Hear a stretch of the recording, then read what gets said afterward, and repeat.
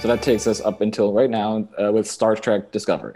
And Hmm. season 3 started 2 weeks ago, 1 week ago. Two episodes have aired now. Yeah. Mhm. So last night was the second one. And there's a huge change. The show has blasted off into the future. And I'm wondering what because it was so entrenched in one timeline for 2 seasons. I'm wondering what your reaction is to being the show is going to be massively changed as season 3 starts. Yeah. Well, we massively changed. We're boldly going where no Star Trek series has gone before, and that was a permanent jump to the future, 930 years. So not just a couple of years. We went to a whole new era with a new set of rules, new worlds and new customs, new everything. What this did for the writers, though, we were playing 10 years before the original series in the first 2 seasons. Now we've jumped way ahead of all of the series. So we started having to adhere to canon and to make sure that everything that we were doing didn't affect later series and decisions and canon and storyline that have already been filmed and already played. We had to fit in with that. Now they've jumped ahead to where the writers have freedom to create from the ground up now. So that's exciting. That's exciting, and we'll explore new worlds and new creatures and new and of course the nostalgia of all the species that already. We're going to visit them again, but they might have different relationships with each other than what you know. So it's all exciting to see how the universe, how the galaxy had changed in those 930 years. Yeah. Is there a sense that this major change is sort of how it bodes for the future of the show in general? They sort of like, is this change gonna be permanent, and does this sort of open up the idea that the show will continue to evolve as it goes on, season to season, even episode to episode, and stuff like that? Because it is interesting to me that season 1 and season 2 are what they are, and then the show was like, boom, we're changing things, and I'm wondering how that bodes for the future of the show. Yeah, those decisions are above my pay grade. Yeah, that's the showrunners and the writers are the ones who are keeping it very fresh that way. We're unlike other Star Trek series in the past in that we, for a couple of reasons, really. It seems like we're more overall arc story minded for the binge watcher, as opposed to the bottle episodes, start, middle, and end in each episode. There's much more of an overarching story that you follow from week to week. The other thing has been that our captain's chair has been a musical chair. We've had different butts in it, and the lead of our show is not the captain. The lead of our show has been Michael Burnham, played by Sonequa Martin Green, and you're following her path from she starts as a first officer, commits mutiny, gets a setback, and then we're watching her climb through the ranks again. So that's all kind of unique and new. So this jump to the future kind of fits in that whole unique new. Let's do something daring and different with this series model that they've made for us, and it's been working. By and large, it's been working. So I think that bodes well. I don't know. Who knows how many seasons we have in us? I don't know. And what will they do to make each one bring that new, fresh, unique twist to it? I have no idea. That's again, I'm glad we have writers for that, not me. Exactly. But you specifically, your character is taking on much more of a leadership role. And it's interesting because I feel like the physicality, you've brought a different physicality to the character as the character's changed. And I'm wondering what this big change in season 3 has meant for your performance specifically.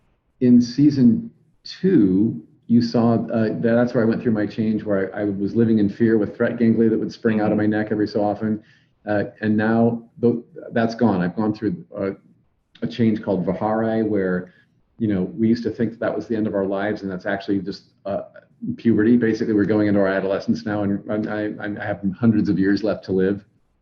So with that, that was a surprise to me when the writers, when I got that episode, I thought, oh, are they killing me off? No, they're not killing me off. Oh, this is a big change, because I had patterned and ingested this character into my soul as a fear-driven species.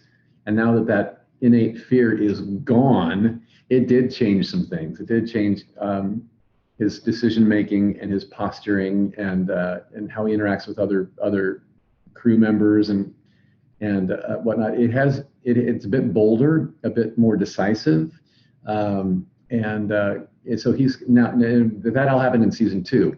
Now that we jump ahead to season 3, he has to continue that. His confidence has to remain intact because he right now is the acting captain. He was first officer under the tutelage of Captain Pike in season 2, who was borrowed from the Starship Enterprise. At the end of season 2, he goes back to the Enterprise, and we're left with an empty captain's chair again.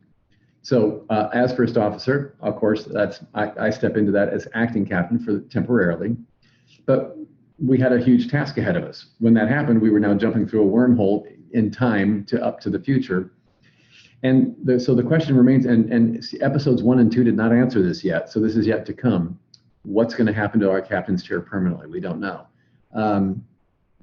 because it was decided that that Saru, my character, and Michael Burnham, we kind of shared a glance across the bridge, and when Captain Pike was saying we have to decide about the captain's chair, and I said, let's get through this time jump first, then we can discuss the captaincy.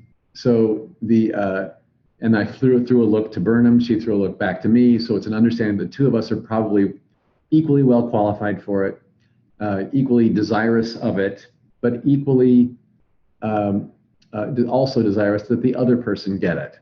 Because our relationship has grown and gotten so close and so brotherly, sisterly, that we really do appreciate and respect each other so much that I want that position for her as much as she wants it for me.